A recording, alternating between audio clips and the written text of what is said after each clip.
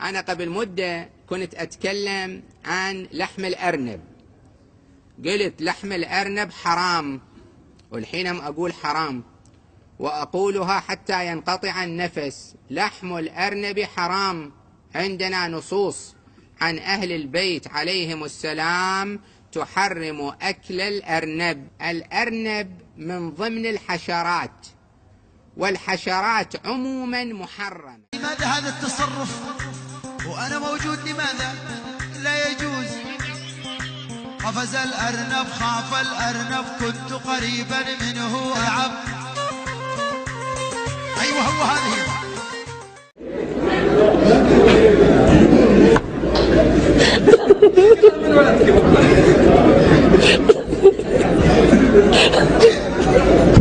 استغفر الله.